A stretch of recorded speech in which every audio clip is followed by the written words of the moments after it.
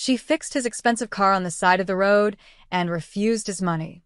"Just buy me a sandwich," she said with a tired smile.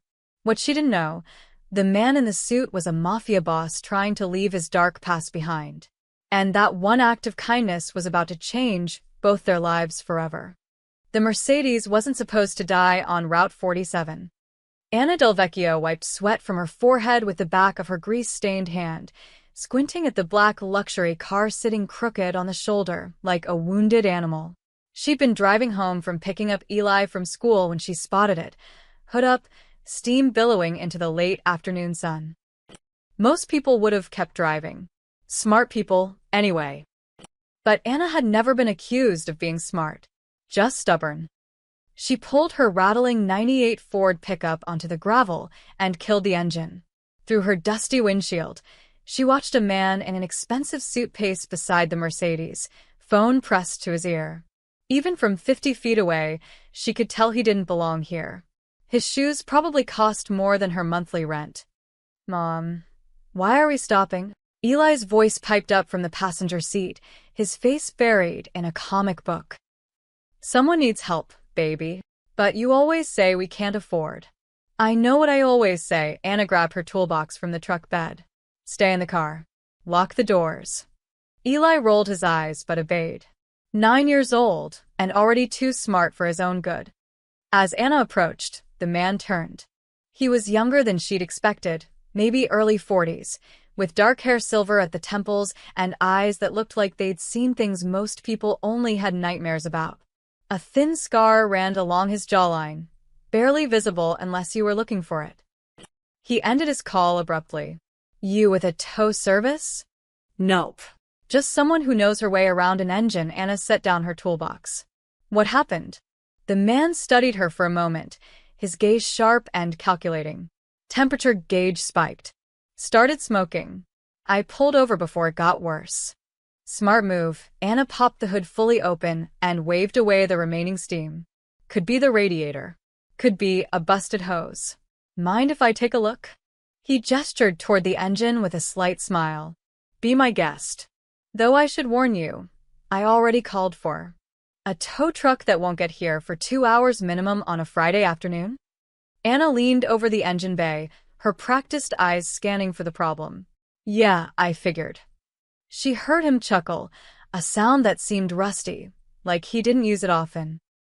Within 30 seconds, Anna spotted it. "There's your problem. Upper radiator hose split. See that crack?" She pointed to where coolant had sprayed across the engine block. "It's an easy fix if you've got the parts." "Which you don't." "Of course not." "Lucky for you. I've got a spare that'll work." Anna straightened up, pulling a rag from her back pocket to wipe her hands. "It's universal fit. Won't be pretty, but it'll get you where you need to go." The man's eyebrows rose. "You just happen to carry spare radiator hoses?" "I'm a mechanic. I carry everything." She walked back to her truck, aware of his eyes following her. Men always looked at her like she was some kind of circus act, a woman who could fix things they couldn't. She grabbed the hose and a jug of coolant from her organized chaos of a truck bed. Eli had pressed his face against the window, watching everything. "How much?" the man asked when she returned. "How much what?" "For the repair. The parts. Your time." He reached for his wallet, one of those slim leather things that probably held more cash than she made in a month. Anna held up a hand. "Put that away. I don't want your money." His hand froze. "Everyone wants money." "Well, I'm not everyone." She knelt beside the engine again, positioning the new hose. "But I am starving. Skipped lunch today because Eli had a dentist appointment and we were running late. So if you really want to pay me back, you can buy me a sandwich from Mickey's Diner about 5 miles up the road. Best turkey club you'll ever have." Silence. Anna glanced up to find him staring at her like she'd just spoken in a foreign language. "A sandwich," he repeated slowly. "Yeah. You know, bread, meat, lettuce." Very complicated culinary concept. She tightened the hose clamps with practiced efficiency. "I'll take a root beer too, if you're feeling generous." The corner of his mouth twitched. "You're serious?" "Dead serious. I can taste that turkey club already." Anna stood, brushing off her knees. Let me top off your coolant and you'll be good to go.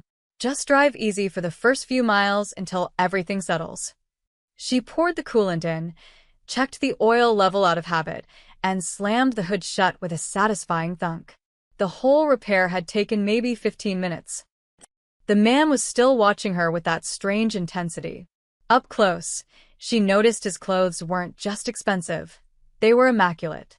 Not a wrinkle, not a speck of dust. He smelled like cedar and something darker, like smoke from a fire that had burned out long ago. "Start her up," Anna said. He climbed into the driver's seat, leather interior, of course, and turned the key. The Mercedes purred to life, like nothing had ever been wrong. Anna gave him a thumbs up. "You're all set. And hey, don't feel bad about the sandwich thing. I was coming this way anyway." "What's her name?" he asked, stepping out of the car. Anna. "Anna Delvecchio." "Nikolai," he extended his hand. "But most people call me Cole." His grip was firm, his palm calloused in unexpected places. Not the soft hands of a businessman who pushed papers all day. These were hands that knew work, maybe not her kind of work, but work nonetheless. "Well, Cole, you take care of that hose. Get it properly replaced when you can." Anna picked up her toolbox. "And seriously, Mickey's Diner.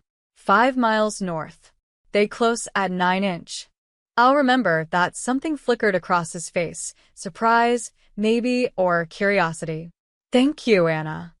She waved him off and headed back to her truck, where Eli was practically bouncing in his seat. "Who was that guy?"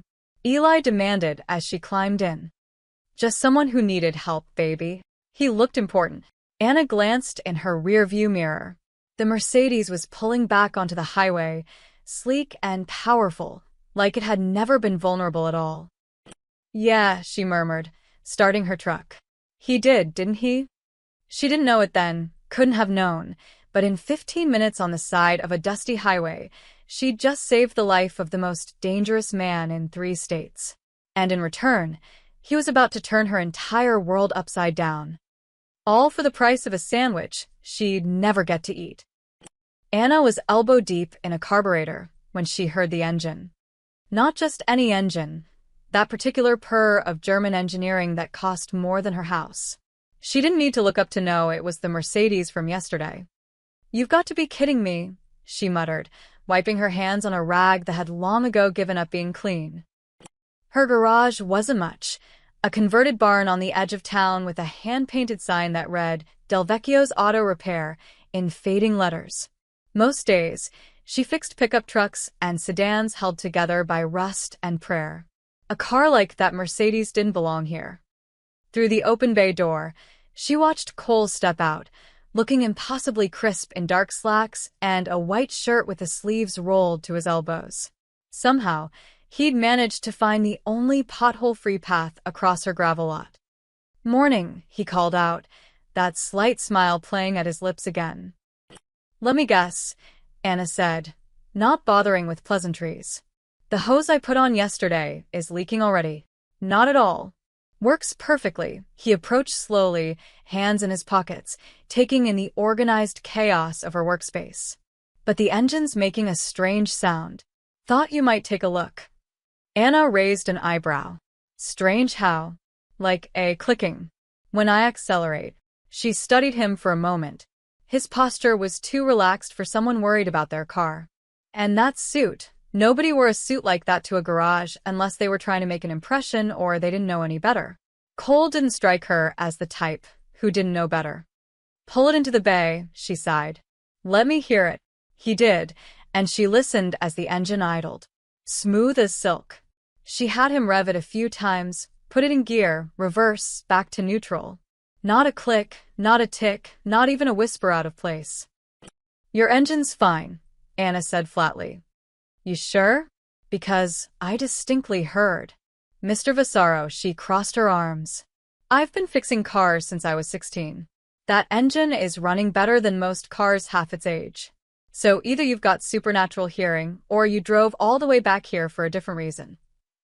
The smile spread across his face, genuine this time. "You caught me." "Yeah, I caught you," Anna grabbed her invoice pad out of habit, then realized she had nothing to write. So, what's the real reason? Cole reached into his car and pulled out a brown paper bag. The smell hit her immediately. Fresh bread, roasted turkey, that specific blend of spices Mickey used on his club sandwiches. You never got your payment, he said simply. Anna stared at the bag. You drove back here to bring me a sandwich. 2 sandwiches, actually, and root beer. Figured your son might be hungry too. He glanced around the garage. Where is Eli, by the way? Something cold trickled down her spine. How do you know my son's name? You said it. Yesterday. When you told him to lock the doors. Had she? Anna replayed the moment in her head. Maybe. Probably. Still, the way he said Eli's name, casual but certain, made her uneasy. He's at school, she said carefully, where 9-year-olds are supposed to be at 10 in the morning. Right. Of course, Cole set the bag on her workbench, next to a disassembled fuel pump. I also wanted to make sure the repair held up. Professional curiosity. You're in the car business? Something like that. He wandered over to her wall of tools, organized with the precision of someone who relied on them. You run this place alone. Most days. Sometimes I get help from Jerry down the street when I need an extra pair of hands. Anna watched him carefully. Look, I appreciate the sandwich, I really do. But I've got 3 cars backed up and a timing belt that needs replacing before noon, so. How long have you been doing this? The question caught her off guard. Doing what? Running the garage. Raising your son alone. All of it. Anna's jaw tightened.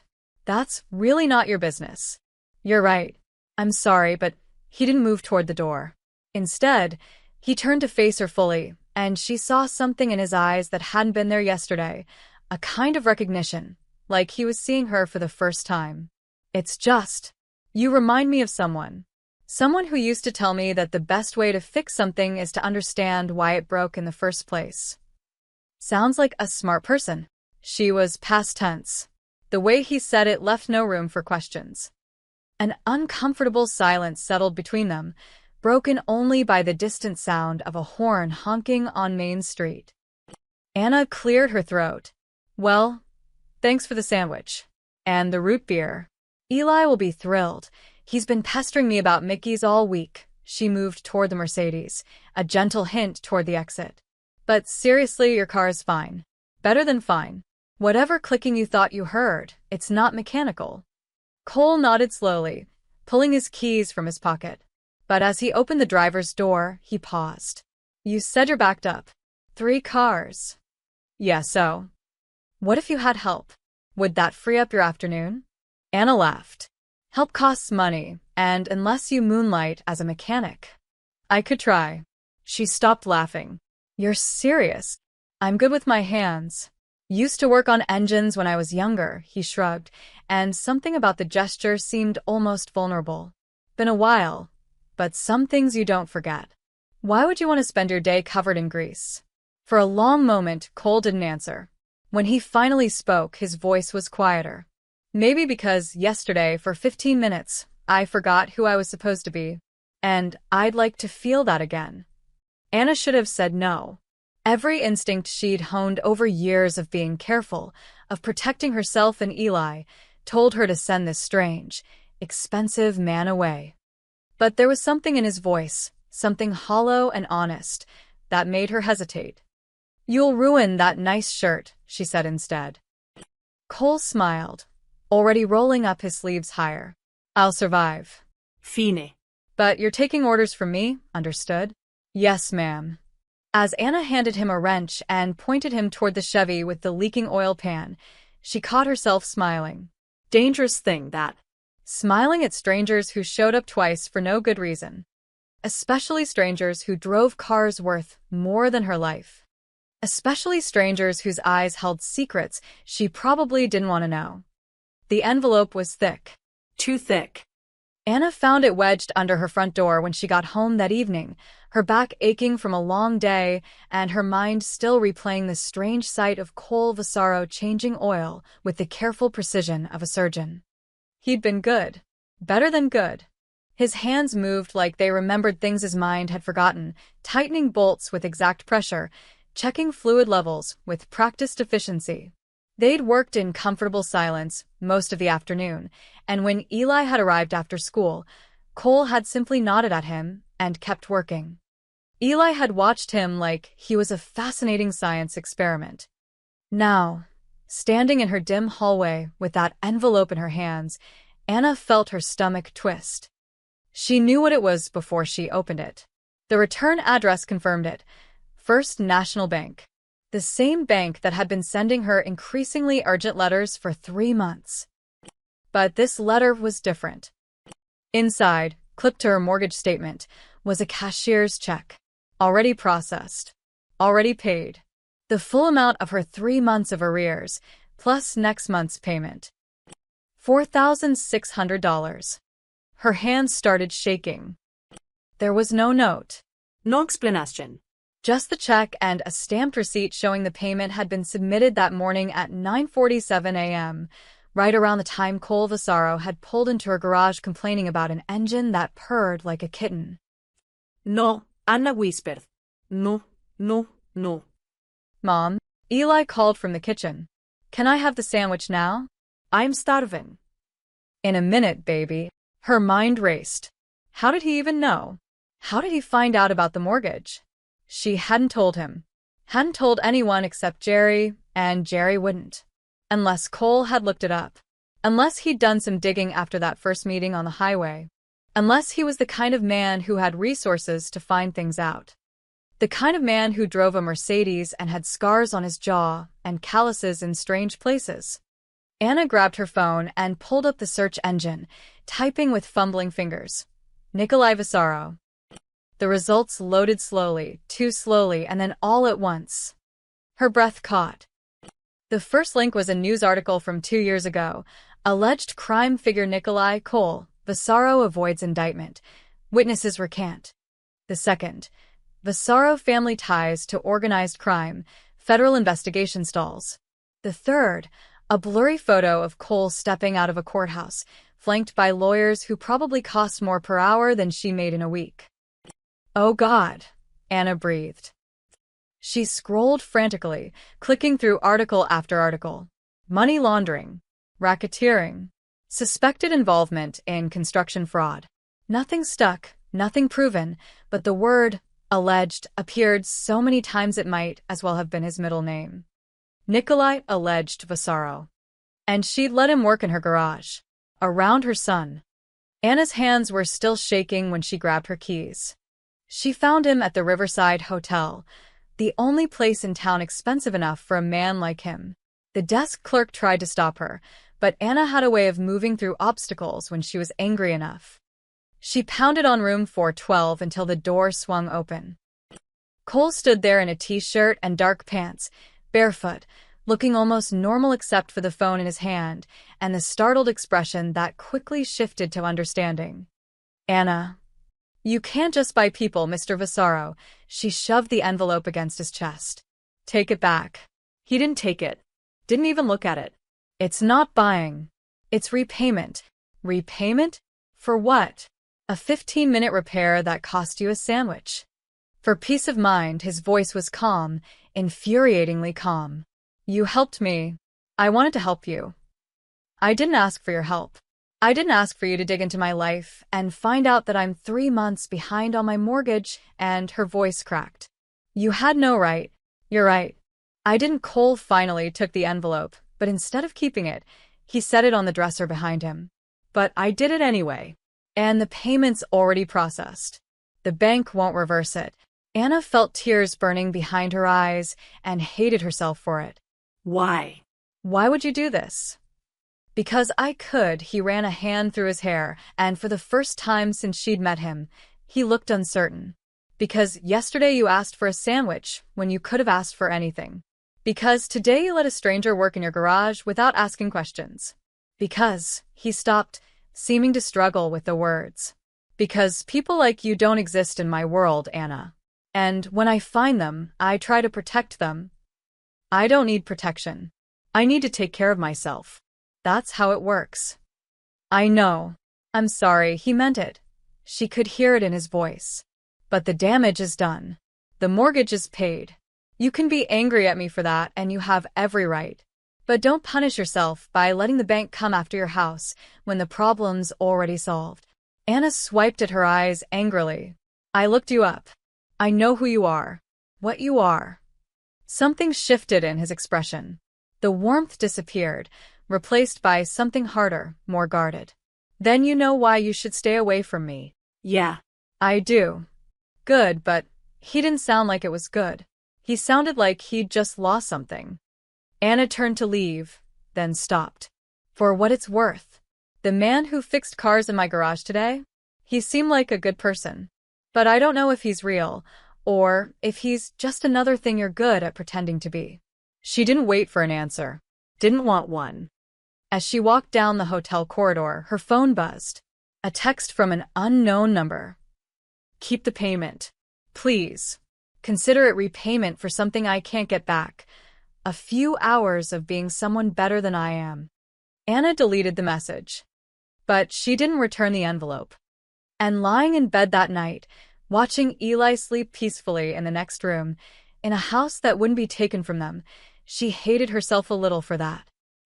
For accepting help from a man whose hands had fixed engines today, but had probably broken other things she didn't want to imagine. For wondering if someone dangerous could still be good. For hoping, against all logic, that she might see him again. 3 days passed before Anna saw him again. 3 days of telling herself she was relieved. 3 days of jumping every time an expensive car drove past her garage. 3 days of Eli asking, "Where's that guy who helped you?" until she snapped at him to focus on his homework. Then, on Tuesday morning, Cole walked through her garage door carrying 2 coffee cups and a white paper bag. Anna was underneath a Dodge Ram, cursing at a stubborn brake line. She rolled out on her creeper and found him standing there, looking less polished than before. Jeans, a dark Henley, work boots that had actually seen work. "I come in peace," he said, holding up the offerings. "Mickey's coffee. Still hot. And those cinnamon rolls you mentioned to Eli last week." Anna sat up slowly. "You're joking." "I don't joke about cinnamon rolls." He set them on her workbench. "Look, I know you said to stay away. And I will if that's really what you want. But I thought maybe we could talk first. Like adults. Without anger or envelopes." She should have sent him away. Should have thrown the coffee at his expensive boots and told him to get lost. Instead, she wiped her hands and took the cup. The coffee was perfect. Cream, no sugar, exactly how she liked it. Which meant he'd been paying attention. Dangerous thing that. 5 minutes, Anna said. Then I've got work to do. Fair enough. Cole leaned against her workbench, careful not to disturb her organized tools. I didn't come here to complicate your life. I came here to, I don't know, be someone different for a while. Different from a crime boss. His jaw tightened. I've never been convicted of anything. That's not a denial. No, he admitted quietly. It's not. Anna took a long sip of coffee, studying him. In this light, he looked tired. There were shadows under his eyes she hadn't noticed before, and that scar on his jaw seemed more pronounced. Why here? Why my garage? There are probably 100 mechanics between here and wherever you actually live. Because you asked for a sandwich, he said it simply, like it explained everything. Do you know what people usually ask me for? Money. Power. Favors that cost them their soul. You asked for a sandwich and meant it. He trailed off, searching for words. That's rare. It was just a sandwich. No. It was proof that people like you still exist. Before Anna could respond, the sound of a school bus squealing to a halt made them both turn. Through the open bay door, they watched Eli jump down the steps, his backpack bouncing. He's home early, Anna muttered. Half day. I completely forgot. Eli's face lit up when he spotted Cole. Mr. Vasara. Mom said you weren't coming back. Did she now? Cole's expression softened in a way that made Anna's chest ache. She said you were too busy being complicated. Eli used air quotes, grinning. I didn't know what that meant, but it sounded important. Your mom's very smart. I know. She fixed Mrs. Patterson's car when it died in the church parking lot and wouldn't even take the money. Mrs. Patterson baked us cookies instead. Eli dropped his backpack and eyed the white bag. Are those Mickey's cinnamon rolls? They are. Your mom said they were your favorite. Eli looked at Anna with hopeful eyes. She sighed. Fine. One roll, then homework. As Eli grabbed his prize and disappeared into the small office that doubled as her break room, Cole smiled. He's a good kid. Yeah. He is. Anna's voice softened. His dad would have been proud. How long has it been? For years. Construction accident. Wrong place, wrong time, faulty scaffolding. She stared into her coffee cup. The company settled for barely enough to bury him. Said they weren't liable because he'd signed a waiver. That's legal? Yeah. Fair? No, Anna shrugged, but her shoulders stayed tight. That's life. You deal with what comes and you keep moving. For Eli. That's all that matters. Cole was quiet for a long moment. When he finally spoke, his voice was rough. My mother used to say something similar. Before she died, that the only thing worth protecting in this world was family. She sounds wise. She was. Until my father's business killed her. He caught Anna's questioning look and shook his head. Long story.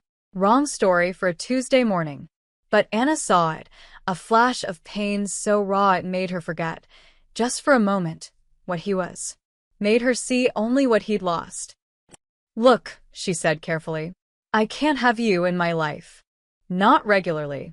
Not with Eli. It's too risky. I understand. But, she hesitated. If you want to grab coffee sometimes. Talk. Like normal people. I guess that wouldn't be the worst thing. Something lit up in his eyes. Normal people?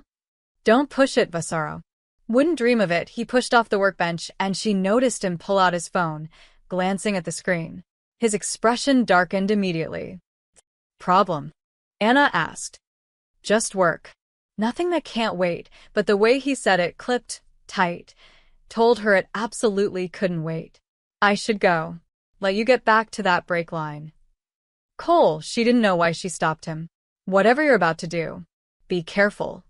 He paused at the garage door, backlit by autumn sunshine. I'm always careful. That's not what I meant. He knew. She could tell by the way his shoulders straightened, by the ghost of a smile that crossed his face. I know. After he left, Anna stood there holding her coffee cup, watching his Mercedes disappear down the road. From the office, Eli called out, Mom? I like him. He's different from other grown-ups. Yeah, baby, Anna murmured. That's what I'm afraid of. She didn't know that at that very moment, Cole was sitting in his car 3 blocks away, staring at his phone. At a message from his lieutenant, Marchetti moving product through the East Territory. Wants a meeting. Could be a trap. She didn't know that he'd just canceled that meeting. Told his lieutenant to handle it without violence.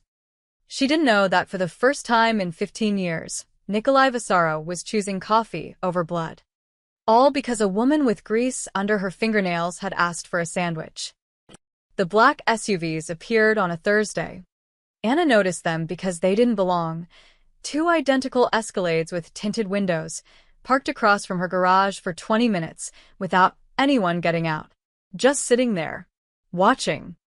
She tried to ignore them, focusing on the transmission she was rebuilding for old Mr. Chin, but her hands kept fumbling. Something felt wrong. That animal instinct that had kept her safe in a man's industry, that had taught her which customers to trust and which to turn away. These SUVs screamed danger. By noon, they were gone. Anna told herself she'd imagined the threat, that she was being paranoid after learning about Cole's past. But they came back Friday. Same spot. Same vehicles. This time, one of the doors opened and a man stepped out mid-50s, expensive suit, slicked back hair. He didn't approach. Just stood there smoking a cigarette, his eyes fixed on her garage like he was memorizing every detail. Anna pulled out her phone and called the only number she had. Cole answered on the first ring. Anna? There are men watching my garage. She kept her voice low, moving deeper into the bay. Black SUVs. been here 2 days now. One of them just stared at me for 10 minutes straight. Silence on the other end. Then, get Eli. Go inside. Lock the doors. Cole, what's... Now, Anna. Please. The urgency in his voice made her stomach drop. She didn't argue. Ellie. Inside. Right now. Eli looked up from where he was drawing on the office floor. But Mom. Now. Something in her tone made him obey immediately. Anna ushered him into the small apartment attached to the garage, the cramped space where they actually lived. She locked the door, pulled the blinds, and tried to keep her breathing steady. Who are they? She asked into the phone. Competitors. People from my old life. Cole's voice was tight. Anna, I need you to listen carefully. They're not there for you. They're there because of me. Because I've been coming to see you. What? Her blood went cold. Why would they care about that? Because in my world, anyone I show interest in becomes leverage. A pressure point. She heard an engine roaring to life on his end. I'm 20 minutes away. Don't open the door for anyone. If they approach, what? Cole, you're scaring me. Good. You should be scared. These aren't good people, Anna. And you are. The words came out sharper than she intended. A pause. No. I'm not. But I won't let them touch you or Eli. I promise you that. The line went dead. Anna pulled Eli close, feeling his small body trembling against hers. Through a crack in the blinds, she could see one of the SUVs still parked across the street. The smoking man had been joined by another, younger, broader, with tattoos creeping up his neck. Mom, who are those people? Ellie whispered. I don't know, baby. But we're going to stay right here until they leave. Is it because of Mr. Vasaro? Anna's heart clenched. Her 9-year-old son, too smart for his own good, putting pieces together she'd tried to keep separate. Maybe. I don't know. Is he bad? Like criminal bad? She wanted to lie. Wanted to tell him Cole was just a businessman, that everything was fine, that the world was safe and fair and good. But she'd never lied to Eli before. Wasn't about to start now. I think he used to be, she said carefully. But I also think he's trying to be different. People are complicated, Eli. They're not just good or bad. The kids at school say their parents are good or bad. Mrs. Henderson says there's always a clear right and wrong. Mrs. Henderson hasn't lived enough life yet. Anna smoothed his hair back. Sometimes good people make bad choices. Sometimes bad people try to make good ones. It's all just messy. 15 minutes crawled by.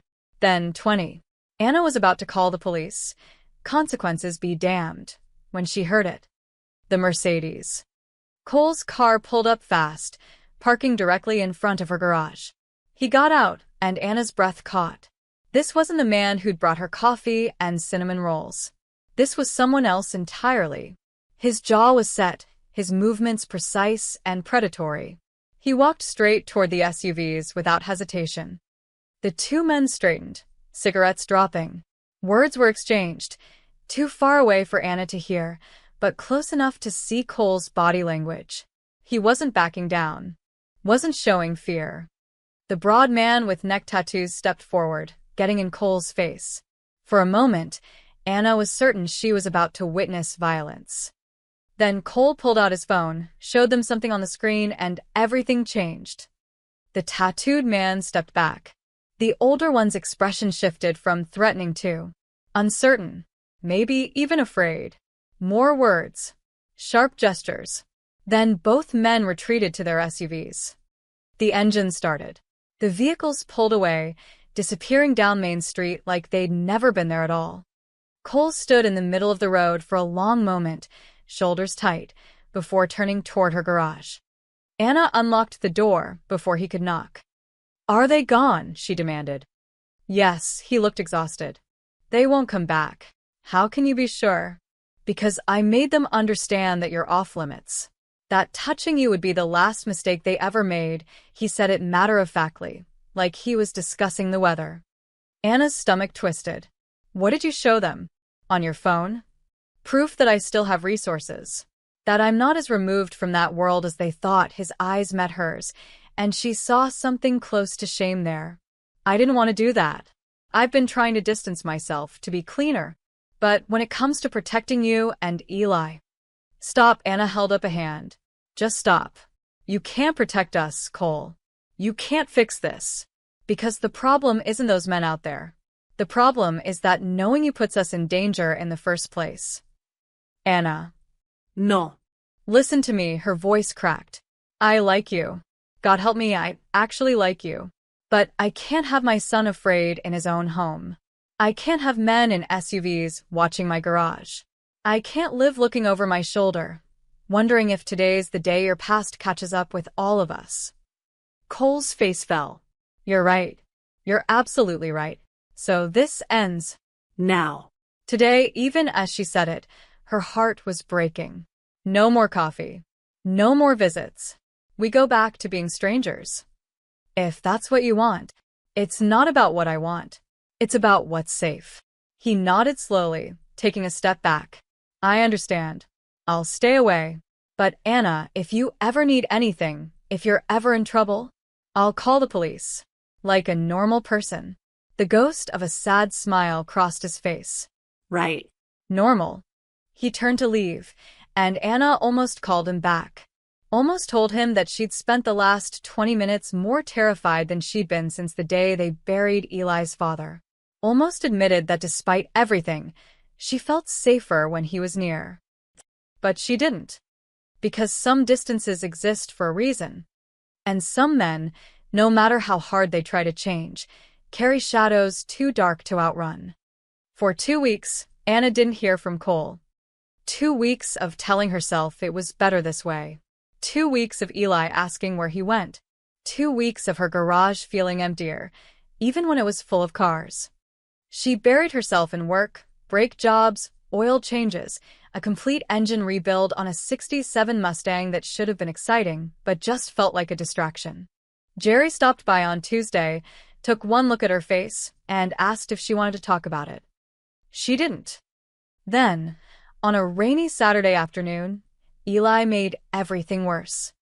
Anna was in the apartment's tiny kitchen, making grilled cheese for lunch, when Eli's voice called from his room. Mom? Who's Nikolai Vasaro? Her stomach dropped. Why are you asking? Because I Googled him. Anna abandoned the sandwiches and rushed to Eli's room, where he sat cross-legged on his bed with her old laptop, his face illuminated by the screen's glow. Eli, you can't just... You said he was trying to be different. But Mom, look at this. He turned the laptop toward her. The screen showed an article from the Detroit Free Press, dated 6 months ago. Vasaro empire expands. Federal probe continues as business holdings grow. Anna's hands went cold as she scrolled. The article detailed Cole's network, shell companies, construction firms, shipping operations. Legal businesses, mostly, but with alleged ties to organized crime, mentioned in every other paragraph. There's more, Eli said quietly, clicking to another tab. This article was older, from 5 years back. Bloody turf war ends with Vasaro consolidation. 3 dead in Detroit warehouse. Then another. Federal witness disappears before Vasaro trial. And another. Construction fraud investigation stalls. Key evidence missing. Anna felt sick. She'd known Cole was dangerous. Had known he came from a dark world. But seeing it laid out like this, the violence, the corruption, the bodies, made it real in a way her imagination hadn't. Mom. Eli's voice was small. The construction fraud thing. That article says the company was called Grant and Vasaro Construction. It says they used cheap materials and people got hurt. Workers fell because scaffolding broke and... Stop, Anna's voice came out strangled. Just stop reading. But Eli was already looking at her with those 2 smart eyes. Dad died from faulty scaffolding. From a construction accident. What if? No, Anna grabbed the laptop, closed it with shaking hands. No, Ellie. Don't even think it. That was a different company. A different accident. But what if it wasn't? What if Mr. Vasaro's company? Eli, stop. She said it too sharply and Eli flinched. Anna immediately softened, pulling him close. Baby, I know you're scared. I am too. But we can't jump to conclusions. Your dad's accident was investigated. The company responsible was called Bridgemont Construction. Not Grant and Vasaro. Completely different. You sure? I'm sure. She kissed the top of his head, even as her mind raced. I'm going to make some calls, okay? Just to be safe. But I need you to promise me you won't go digging around on the internet anymore. Some things aren't meant for kids to see. I'm not a kid, Mom. I'm 9-inch. You're my kid. And I need to protect you, even from information. She tilted his face up to meet her eyes. Promise me. Okay, I promise. But after Eli went to bed that night, Anna couldn't help herself. She pulled out her own phone and searched for the name that had been haunting her since the afternoon, Grant and Vasaro Construction. The results were damning. The company had been dissolved 7 years ago amid multiple lawsuits, faulty materials, code violations, injured workers. There were testimonies from families who'd lost loved ones. Photos of collapsed scaffolding. Legal documents that went nowhere because witnesses vanished or changed their stories. And there, in one article's sidebar, was a photo from the company's early days, 2 men shaking hands in front of a construction site. One was older, gray-haired, identified as Marcus Grant. The other was younger but unmistakable, Nikolai Vasaro, maybe in his mid-30s, before the silver in his hair, before the weight in his eyes. Anna's hands trembled as she scrolled further, looking for any connection to Bridgemont Construction, for any link to the accident that had killed her husband. She found nothing concrete. Different companies, different ownership structures, different accidents separated by years and geography. But the timing was close, and the methods, cheap materials, cut corners, disappearing evidence, were identical. At 2 a.m., unable to sleep, Anna pulled out the box she kept hidden in her closet. The box with Tom's death certificate, the police report, the settlement paperwork from Bridgemont Construction. She read through everything with fresh eyes, looking for connections she'd been too grief-stricken to see 4 years ago. Bridgemont Construction, owned by a holding company called Riverside Development, which was owned by another shell company, and another. The trail disappeared into a maze of corporate structures that would take a lawyer weeks to untangle. But one name appeared in the fine print of the settlement agreement, listed as a consulting firm that had provided the investigation, Grant Consulting Services. Grant. Anna's breath caught. It could be a coincidence. Grant was a common name. Could be completely unrelated to Marcus Grant, Cole's former partner. Or it could mean that Cole's old company had somehow been involved in covering up the accident that killed her husband. She sat on her bedroom floor, surrounded by papers, as dawn light started creeping through the windows. Her phone was in her hand before she could stop herself. Cole's number pulled up on the screen. Her finger hovered over the call button. She needed answers. Needed to know if the man who'd paid her mortgage and brought her coffee had any connection to the worst day of her life. But calling him meant opening a door she'd just closed. Meant pulling him back into her life when she'd finally pushed him out. Anna stared at the phone for 10 full minutes. Then she pressed dial. The phone rang once. Twice.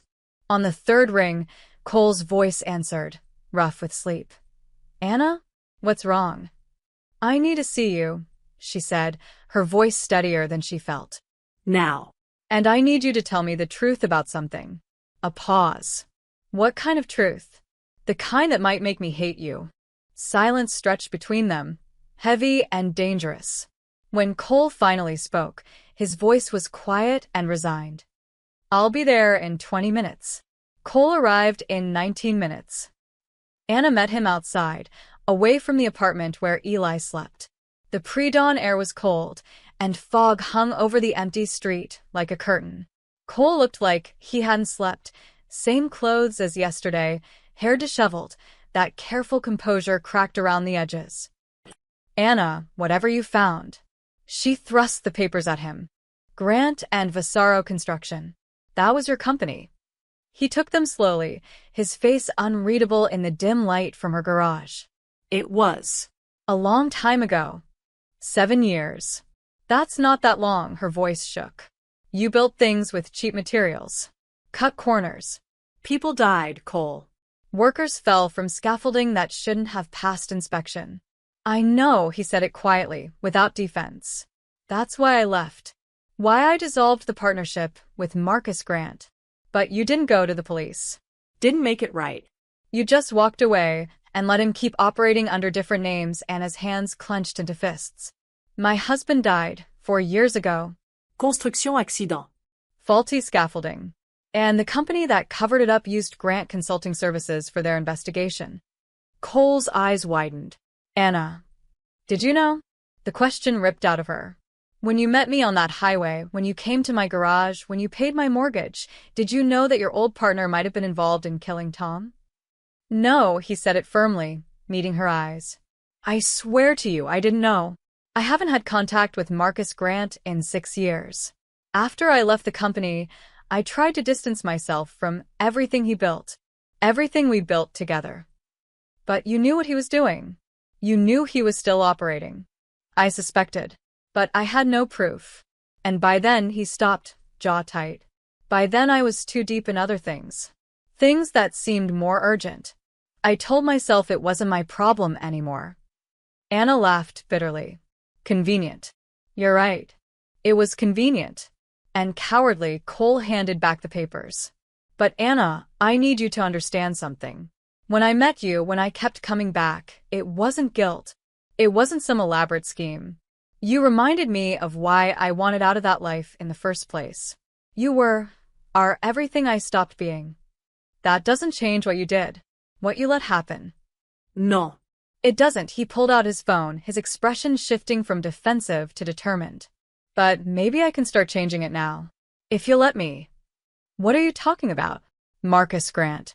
If he's still using the same playbook, still cutting corners and covering up accidents, there will be evidence. Paper trails.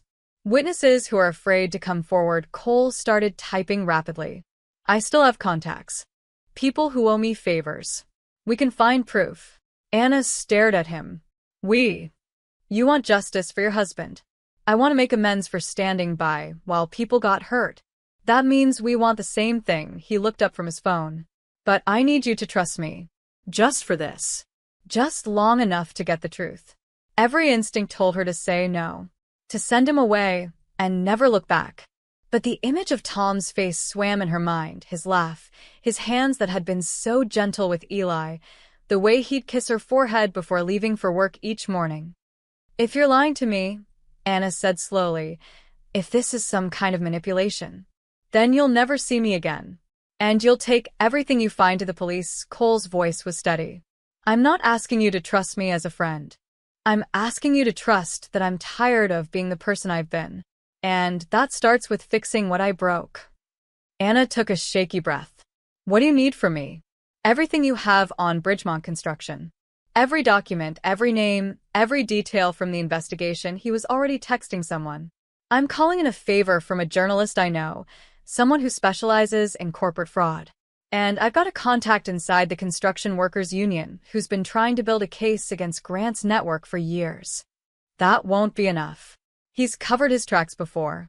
That's because no one's ever had inside knowledge. Cole's eyes met hers, and she saw something dangerous flickering there. I know how Marcus operates. I know the shell companies he uses, the inspectors he bribes, the lawyers who make evidence disappear. I helped build that system, Anna. Which means I know exactly how to tear it down. 20 minutes later, they were in Anna's tiny kitchen, documents spread across the table, while Cole made call after call. Each conversation was brief, coded, but effective.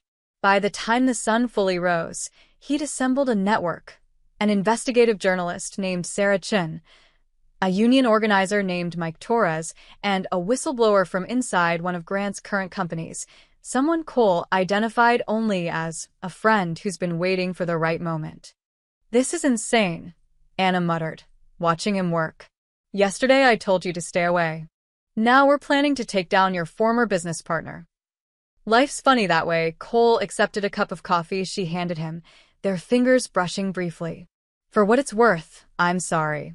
For all of it. For being part of a system that hurt people. for not stopping it sooner.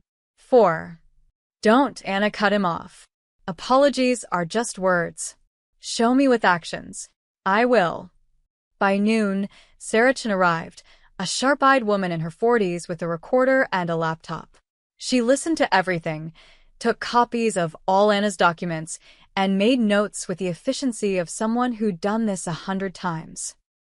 This is good, Sarah said finally. But we need more. We need current evidence that Grant's companies are still operating the same way. We need witnesses willing to go on record. Cole's phone buzzed. He glanced at the screen and something shifted in his expression. We might have that. My contact just sent something. He opened an encrypted message and turned the phone toward them. Anna's breath caught. It was a photo of internal documents, safety inspection reports that had been falsified, invoices for substandard materials marked as premium grade, and a list of incidents that had been buried with payoffs and legal threats. All dated within the last 6 months. All from a company called Bridgemont Development Group, the current iteration of the company that had killed Tom. He's still doing it, Anna whispered. Cole's jaw clenched. Not for much longer. Sarah was already typing, her fingers flying across the keyboard. I can have this story ready in 48 hours. But Cole, if I publish this, if I name Grant and his network, it's going to make waves. Big ones. People will ask how I got this information. Your name might come up. Let it. Cole's voice was steel. I'm done hiding from what I was. Time to face it. Anna looked at him, really looked at him, and saw something she hadn't seen before. Not the dangerous man who'd scared away SUVs. Not the businessman who paid mortgages. Just someone trying to do one right thing in a lifetime of wrong ones. 48 hours, Anna said. Then we take him down. The article dropped on Wednesday morning. Sarah Chen's headline screamed across every major news outlet. Construction empire built on blood. Grant network exposed in decades-long fraud scheme. Anna read it on her phone while making Eli breakfast, her heart pounding with each paragraph. Sarah had done her job perfectly, naming names, citing documents, including testimony from workers who'd been injured and families who'd lost loved ones. Tom's accident was mentioned, along with dozens of others. By 9 a.m., the story had gone viral. By 10 a.m., federal investigators announced they were reopening multiple cases. By noon, Anna's phone started ringing with numbers she didn't recognize, reporters, lawyers, victim advocacy groups. She ignored them all, focusing on getting through the day, getting Eli to school, opening the garage, pretending everything was normal even though her hands shook every time she thought about what they'd unleashed. Cole texted at 1 p.m., "Stay alert. Grant will retaliate. I've got people watching your place." Anna wanted to text back to ask what kind of retaliation, but Eli's school called first. "Ms. Delvecchio? This is Principal Morrison. We've had a situation." Anna's blood went cold. "Is Eli okay?" "He's fine, but there was a man here earlier asking questions about him. Claimed to be doing a survey about after-school programs, but our secretary felt uncomfortable. We asked him to leave, but I wanted you to know." Anna was in her truck before the principal finished talking. She picked Eli up early, ignoring his protests, and drove straight home. As they pulled into the garage, she noticed it immediately. Her office window, the one facing the street, was cracked. Not broken, just cracked, like someone had thrown something small and hard at it. A warning. "Mom, what's wrong?" Eli asked, sensing her tension. "Nothing, baby. Go inside and lock the door. Don't open it for anyone but me." She waited until Eli was safely in the apartment before examining the window. On the ground below, she found a rock with a rubber band wrapped around it. Attached to the rubber band was a note. "Back off, or the next one goes through the kid's bedroom." Anna's hands were shaking so badly she almost dropped it. She pulled out her phone to call Cole, but before she could dial, a car pulled up, not Cole's Mercedes, but a silver Lexus she didn't recognize. The driver got out, and Anna's stomach sank. He was mid-50s, distinguished-looking in an expensive suit, with graying hair and cold blue eyes. "Marcus Grant," She recognized him from the photos she'd found online. Ms. Delvecchio, his voice was smooth, professional. I think we should talk. Get off my property. I just want to clear up some misunderstandings. He took a step closer, hands visible and non-threatening, but Anna could see the calculation in his eyes. That article this morning, very unfortunate. A lot of false information being spread by disgruntled former employees and… My husband died because of your company's negligence, Anna's voice was steel. There's no misunderstanding about that. Grant's expression didn't change. I'm sorry for your loss. Truly. But that accident was investigated thoroughly and found to be an unavoidable tragedy. The settlement your family received was hush money to make me go away quietly. It was fair compensation. His tone hardened slightly. And I'd hate to see you lose more by pursuing baseless accusations.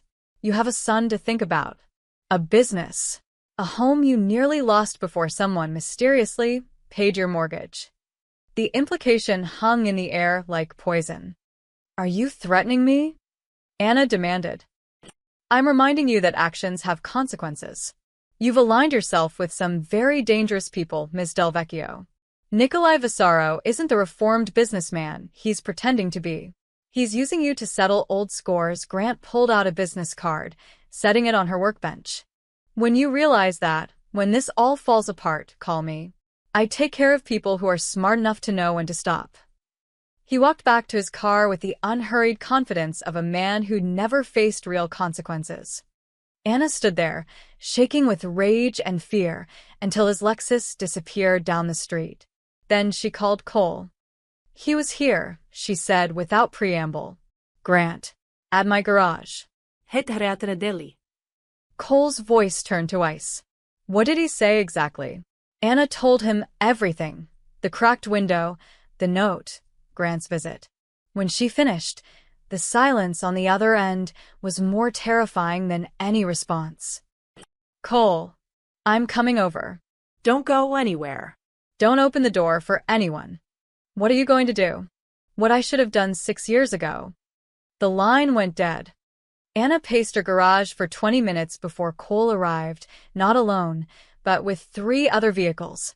Men she didn't recognize stepped out, all wearing casual clothes but moving with the coordinated efficiency of soldiers or worse. Cole's face was hard as granite. Pack a bag. You and Eli are coming with me. What? No. This is my home. Grant just threatened your son, Anna. He's not bluffing. When men like him feel cornered, they lash out at the weakest targets. His eyes softened slightly. Please. Just for a few days. Until I can make sure he understands that touching you would be the biggest mistake of his life. By doing what? Starting a war? By reminding him that I still have resources. And that I'm willing to use them. Cole stepped closer, his voice dropping. You wanted me to fix what I broke. This is part of it. Grant learned his methods from me. How to intimidate, how to threaten, how to make people disappear into legal red tape. Which means I know exactly how to fight him. Anna looked at his face, at the cold determination there, and realized she was seeing the real Nikolai Vasaro. Not the man who brought coffee. Not the reformed criminal trying to change. But the person he'd been before. Dangerous, calculating, and utterly ruthless. I don't want Eli around violence, she said quietly. Neither do I. That's why he'll be somewhere safe while I handle Grant. Cole glanced at his men, who'd positioned themselves around the garage perimeter. But we need to move. Now. Grant showing up personally means he's desperate. And desperate men don't stop with warnings. Anna thought of Eli inside, probably doing homework and completely unaware that their world was imploding. Thought of Tom, who died because men like Grant valued profits over lives. Thought of all the families who'd suffered because people stayed silent out of fear. Okay, she said finally. But Cole, no killing. Whatever you're planning, no one dies. His jaw tightened. I can't promise that if he comes after you first. Then promise me you'll try. Promise me you'll find another way. Cole held her gaze for a long moment, and she saw the war happening behind his eyes, between the man he'd been and the man he was trying to become. I promise I'll try, he said finally. That's the best I can do. It wasn't enough, but it would have to be. Cole took them to a safe house 30 miles outside town, a modest ranch home that looked ordinary from the outside but had security cameras on every corner and reinforced doors that clicked with heavy locks. Anna spent 3 days there with Eli, watching news coverage of the scandal spreading like wildfire. More victims came forward. Federal agents raided Grant offices in 4 states. The Attorney General announced a task force specifically targeting construction fraud. But Marcus Grant remained free, appearing on television with his lawyers, calling the allegations a coordinated smear campaign by criminal elements. Criminal elements. He meant Cole. On the 4th morning, Anna woke to find Cole sitting at the kitchen table, staring at his phone with an expression she couldn't read. "What happened?" she asked. He looked up, and she saw exhaustion in every line of his face. "Grant's PR team found out about my connection to the investigation. They're spinning it as a mob vendetta, claiming I fabricated evidence to destroy a legitimate businessman who refused to partner with me. That's insane. Sarah verified everything independently." "Doesn't matter. They're planting doubt. And they're good at it." Cole set down his phone. "I've been getting calls all morning. People I thought I could trust, suddenly worried about being associated with me. The journalist is being pressured by her editors. The union organizer received threats. The whistleblower vanished, probably paid off or scared off." Anna sank into a chair. "So, he's winning. He's fighting back." "That's different." Cole's jaw tightened. "But he made a mistake. A big 1-inch. "What mistake?" "Last night, someone vandalized my car. Slashed the tires, spray-painted threats. Very amateur. Very obvious." He pulled up a photo on his phone, his Mercedes covered in red paint that read, "Criminal scum." "How is that a mistake?" "Because I have security cameras. And the footage shows it wasn't random vandalism. It was one of Grant's own employees. A guy named Derek Simmons who works in Grant's accounting department." Cole's smile was cold. "Grant ordered it. Left his fingerprints all over the operation. And when I pulled Simmons's employment records, I found something interesting. He's been embezzling from Grant for 2 years. Small amounts. Careful, but documented." Anna's mind raced. "So you can use that against him?" "Better. I can offer Simmons a deal. Immunity in exchange for testimony. Real testimony, not the kind Grant can make disappear." Cole leaned forward. "But there's a problem. Grant knows I figured it out. He called me an hour ago." "What did he say?" "He wants to meet. Tonight. At your garage." Cole's expression darkened. "He says if I don't show up, he'll make sure you lose custody of Eli. Claims he has evidence you're involved with organized crime. That you're an unfit mother." Anna's blood turned to ice. "He can't do that. He can try.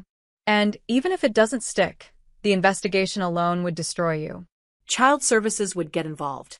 You'd have to fight it in court. Eli would be questioned, maybe temporarily removed." Cole stopped at the look on her face. "I'm not going to let that happen." "So, you're going to meet him?" "Yes." "And what? Beat him up? Threaten him? Prove his point that you're nothing but a thug?" Anna's voice rose. "Cole, this is exactly what he wants. He's baiting you into doing something that'll discredit everything we've built." "I know." "Then don't go." "I have to." Cole stood, pacing the small kitchen. "Because he's right about one thing. I can't protect you from a distance. Can't stop him from dragging you through legal hell unless I face him directly." "So, what's your plan?" Cole was quiet for a moment. When he spoke, his voice was measured. "I'm going to give him what he thinks he wants. A confrontation. Me alone, emotional and off balance. He'll feel confident, in control.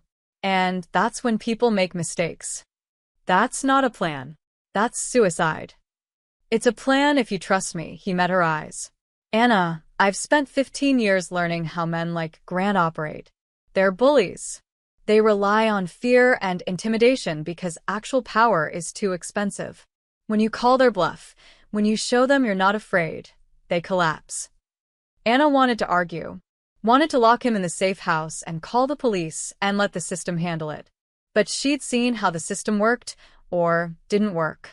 How men with money and lawyers could make evidence vanish and witnesses recant. "I'm coming with you," she said. "Absolutely not. It's my garage." My fight, Anna stood, meeting his stubborn expression with her own. "And he threatened my son. So I'm coming. You don't get to be noble and stupid without me there to stop you." "Anna, you promised you'd try to handle this without violence. Having me there makes you keep that promise." She crossed her arms. "Besides, you need a witness. Someone Grant doesn't control. Someone who can testify if this goes sideways." Cole looked like he wanted to argue more, but something in her expression stopped him. Fine. "But Eli stays here with Marcus." "Marcus? One of my men. Former Marine. He's good with kids." Cole pulled out his phone to make arrangements. "And Anna, when we get there, you stay in the truck. Let me talk to Grant first. Only come out if I signal you." "What's the signal?" "You'll know." They arrived at the garage just as the sun was setting, painting the sky in shades of orange and red that looked too beautiful for what was about to happen. Grant's Lexus was already there, parked in the same spot as before. Marcus Grant stood by Anna's workbench, examining her tools like he owned them. He looked up as Cole approached, that same cold smile on his face. "Nikolai, right on time. And you brought the lady. How gallant." Anna stayed in the truck as promised, but kept the window down so she could hear. "Let's skip the pleasantries," Cole said, his voice level. "You wanted to talk. So talk. I want you to back off. Stop feeding lies to the press. Stop digging into my businesses. And in return, I'll forget about your little mechanic friend and her unfortunate tendency to associate with criminals. And if I refuse..." Grant's smile widened. "Then I'll destroy her. Slowly. Methodically. The way you taught me to destroy people who got in our way. Remember, Nikolai? You were the one who showed me how to bury evidence. How to threaten families. How to make people disappear into legal nightmares." He stepped closer. "I learned from the best. So don't pretend you're better than me now. We both know what you are." Cole was silent for a long moment. When he spoke, his voice was quiet. "You're right. I taught you all of that. And I have to live with that. But there's one thing I didn't teach you, Marcus." "What's that?" "When to stop." Cole pulled out his phone and pressed play. Grant's own voice filled the garage. "Then I'll destroy her. Slowly. Methodically." The recording continued. Every word Grant had just spoken, captured clearly. Grant's face went white. "You recorded this? This conversation is inadmissible. In court? Maybe. But in the court of public opinion." Cole's smile was sharp. "You just confessed to threatening a single mother and admitting you've destroyed people before. How do you think that'll play with the federal investigators who are already circling you?" "You son of a..." "I'm also recording video." Cole gestured to Anna's security cameras, which he'd upgraded 2 days ago. Every word, every threat, all backed up to the cloud in real time. Grant's composure finally cracked. His face flushed red, his hands clenching into fists. "You think you've won? You think this changes anything? You'll still what?" Anna's voice cut through the garage as she stepped out of the truck. "Threaten my son again? Vandalize my property? Because now we have proof. Now we have your confession. And if anything happens to me, to Eli, to anyone I know, it all goes public. Every recording, every threat." Grant's eyes darted between them, trapped and furious. "This isn't over."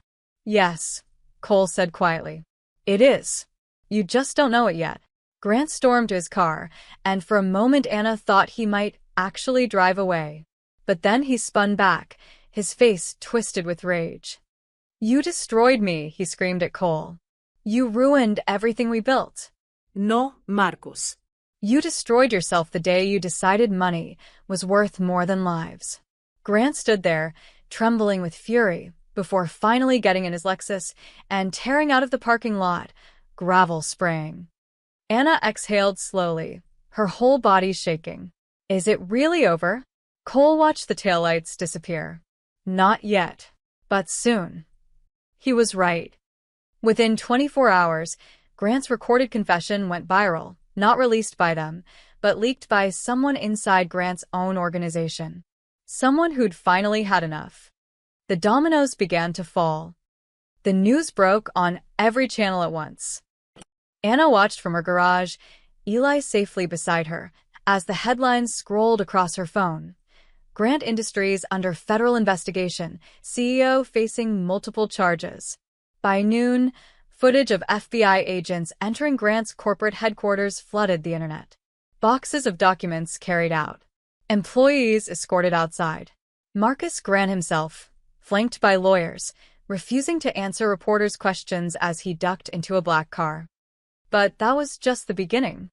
Within hours, more dominoes fell. The whistleblower who'd vanished reappeared, this time with legal protection and a detailed testimony about years of fraud. 3 more construction workers came forward with evidence of falsified inspections. A former Grant accountant released internal emails showing deliberate cost-cutting that violated safety codes. Sarah Chen published a follow-up article with a damning headline, "The Grant Method: How One Man's Greed Cost Hundreds Their Lives and Livelihoods." Anna read it with trembling hands. There, in the middle of the article, was Tom's story. Not just another statistic, but a full paragraph about the husband and father who'd kissed his family goodbye one morning and never came home. About the settlement that had barely covered funeral costs. About the widow left to raise a son alone while the company responsible faced no consequences. Until now. "Mom," Eli's voice was small. "Is this about Dad?" Anna pulled him close. "Yeah, baby. It's about Dad. And a lot of other people's dads and moms and families." "Are the bad guys going to jail?" "I think so." Finally, by evening, the scope of the scandal became clear. Grant Industries wasn't just one company. It was a network of shell corporations spanning 12 states. The fraud went back 20 years.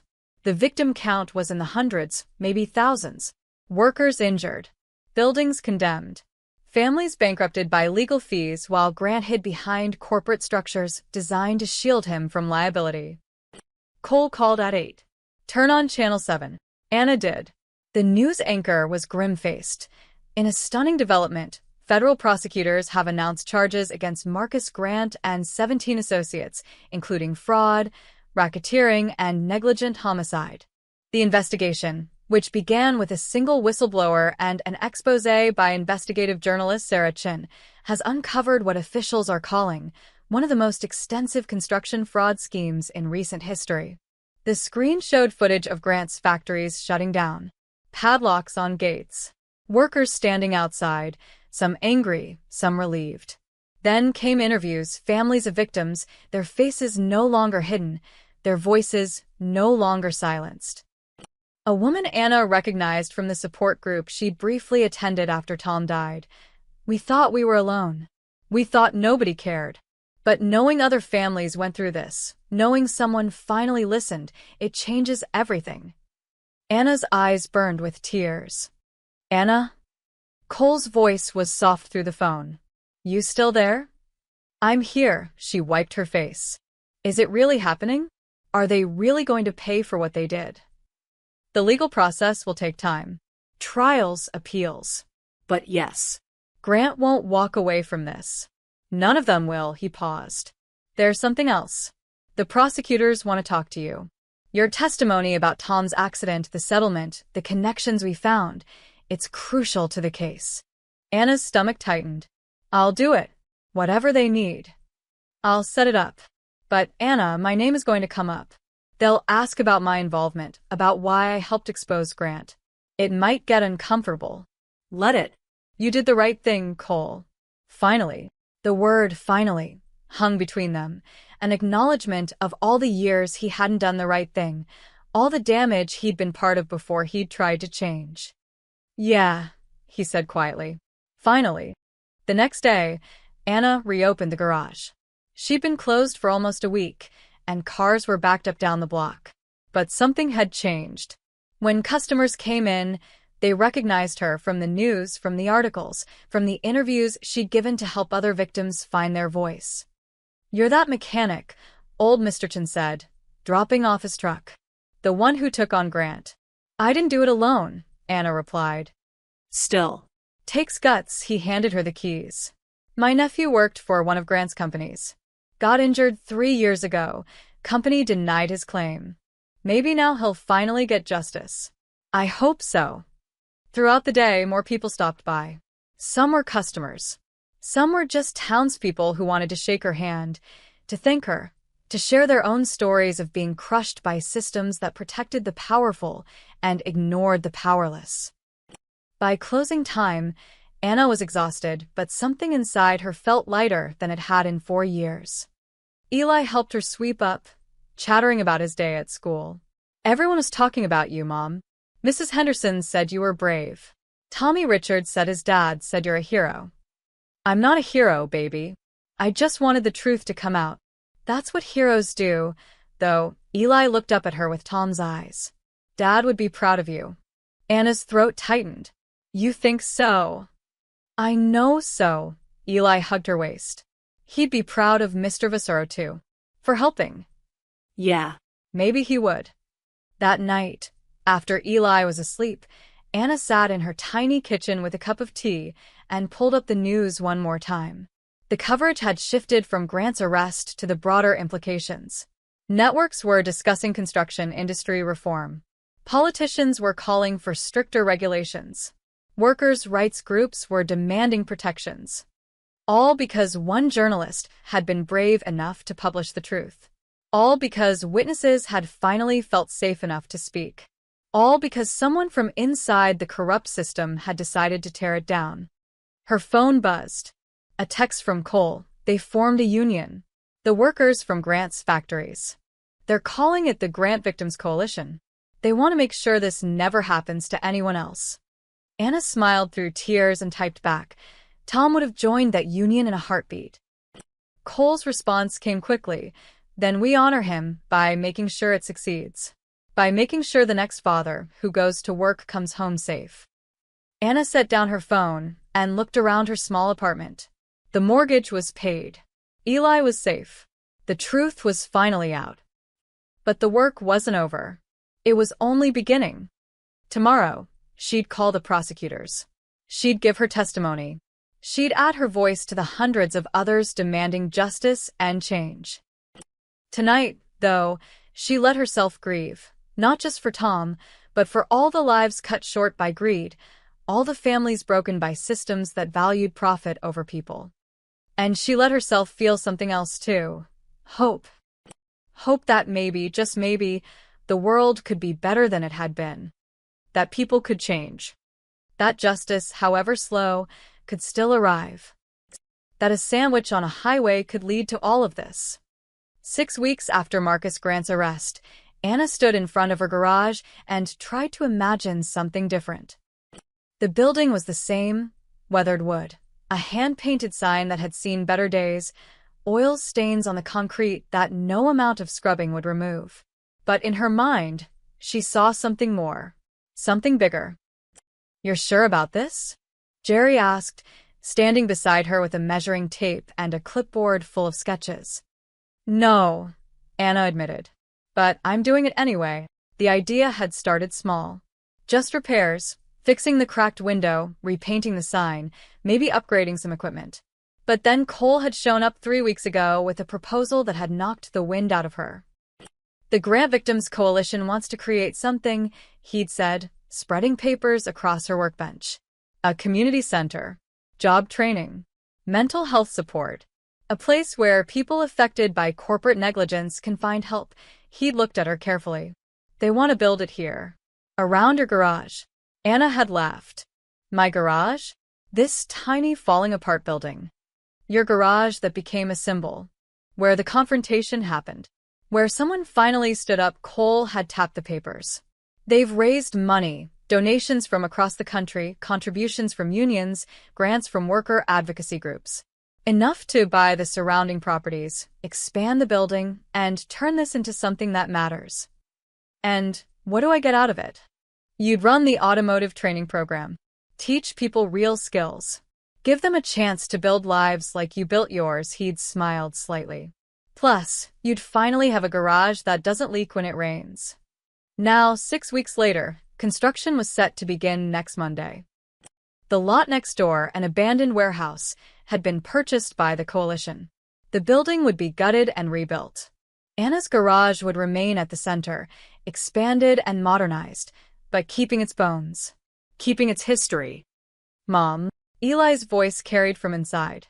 Mr. Vassaro's here. Anna turned to see Cole's Mercedes pulling up, but this time he wasn't alone.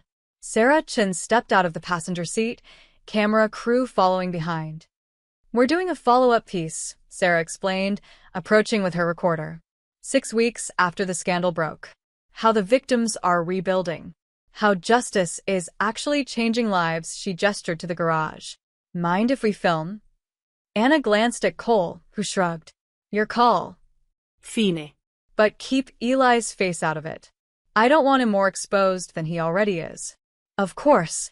They spent the next hour filming, Anna talking about the plans, Jerry explaining the construction timeline, members of the Grant Victims Coalition arriving to share their stories. A woman named Patricia, whose husband had died in a collapse 2 years before Grant's arrest. A young man named David who'd been injured at 19 and told he'd never work again. An older mechanic named Ray who'd lost his business when Grant's company had cheated him on a contract. All of them finding purpose in building something new from the wreckage. What about you? Sarah asked Anna during a quiet moment. How are you doing? Really? Anna considered the question. Some days are good. Some days I wake up angry that it took this long. That Tom had to die before anyone listened. That so many people suffered while men like Grant just kept getting richer. But then I see this. Anna gestured to the people gathered around the garage. Workers, victims, volunteers. And I think maybe something good can come from tragedy. Maybe Tom's death wasn't meaningless if it helps prevent others. Sarah nodded, scribbling notes. And Cole Vassaro? He's been pretty involved in all this. How do you feel about his role? Anna looked across the lot to where Cole stood with Eli, the two of them examining the construction plans. Cole was pointing something out, and Eli was nodding seriously, asking questions. Cole's complicated, Anna said carefully. He did terrible things, was part of systems that hurt people, but he's trying to make amends. Trying to be better. She met Sarah's eyes. I don't know if that's enough to erase what he was. But I know it's more than most people in his position would do. Do you trust him? I trust that he wants to change. Whether he can actually do it, Anna shrugged. That's a question that takes a lifetime to answer. That evening, after the film crew left and the volunteers dispersed, Anna found Cole sitting on her workbench, staring at the empty lot next door. Penny for your thoughts, she said. Just thinking about what this place will become. How many lives it might change. He looked at her. Your husband would be proud of you. You didn't know him. No. But I know you. And people don't become who you are by accident. They learn it from somewhere. Cole slid off the workbench. I wanted to tell you something. The prosecutors offered me a deal. Anna's stomach tightened. What kind of deal? Immunity for my testimony against Grant and his network. Full protection in exchange for everything I know about how their systems work. He paused. But there's a catch. I have to testify about my own involvement. Admit publicly to everything I did when I was Grant's partner. The fraud I helped enable. The people I hurt. That could destroy you. Probably. My business contacts will vanish. My reputation, what's left of it, will be gone. Federal authorities will watch me for years. He met her eyes. But I'm going to do it anyway. Why? Because you asked me to fix what I broke. This is how I fix it. By making sure every piece of that corrupt system gets exposed. Even the pieces I built. Anna studied his face, the determination there, but also the fear. Cole Vassaro, the man who'd faced down thugs and criminals without flinching, was afraid of the truth. When? She asked. Trial starts in 2 months. I'll testify probably 6 weeks after that. He smiled weakly. Plenty of time to get my affairs in order. What will you do after? After the testimony? Cole was quiet for a long moment. I don't know. Maybe disappear for a while. Maybe try to build something legitimate. If anyone will work with me. He looked around the garage. Maybe stick around here and learn to fix cars properly. You could use an assistant. Anna laughed despite herself. You want to be my apprentice? Why not? I'm good with engines. And I work cheap. You work for sandwiches. Best currency there is. They stood in comfortable silence, watching the sun set over the empty lot that would soon become something hopeful. Cole, Anna said quietly. Thank you. For all of it. For helping get justice for Tom. For helping all those families. For trying to be better. Thank you for giving me a reason to try.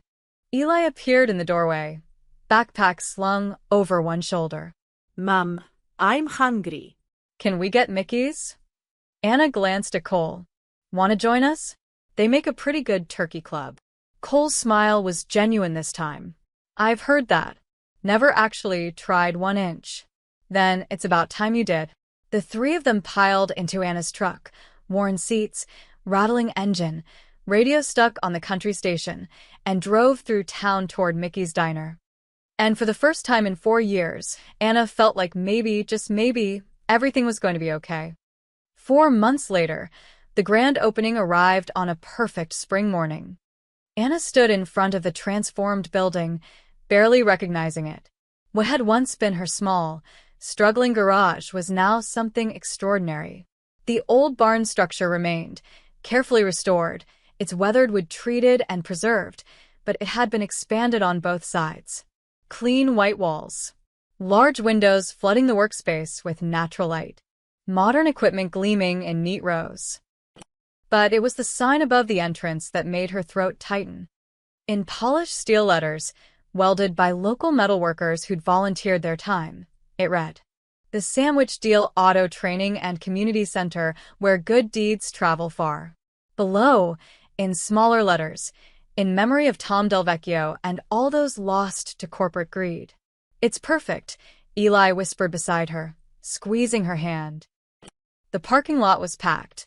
News fans, union representatives, families of grant victims wearing matching blue shirts that said, "Justice delayed is not justice denied," workers ready to begin training programs, volunteers who'd spent months making this dream real. And there, standing off to the side like he wasn't sure he belonged, was Cole. He looked different. Thinner, maybe. The expensive suits were gone, replaced by simple jeans and a button-down shirt. The trial had taken everything from him.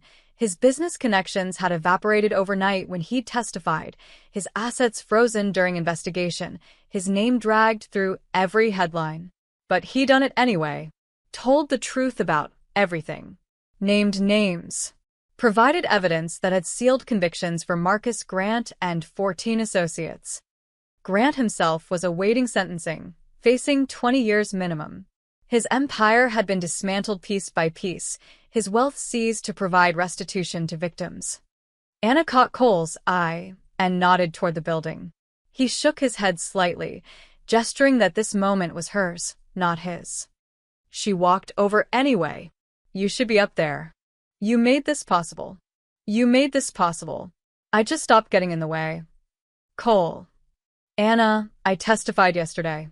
Final day on the stand, his voice was quiet. The prosecutor asked me if I thought I'd earned redemption. You know what I said? What? That redemption isn't something you earn. It's something you pursue for the rest of your life. Knowing you might never reach it, he looked at the building. This place, it's not my redemption. It's my apology. There's a difference. Before Anna could respond, Sarah Chen's voice called out. We're ready to start. The ceremony was simple. A local pastor said a blessing.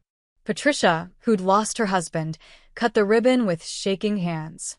Ray, the older mechanic, spoke about second chances and communities that lift each other up. Eli read a short speech Anna had helped him write about his father, his voice cracking only once. Then Anna stood at the podium, looking out at the sea of faces. For months ago, I was just trying to survive, she began.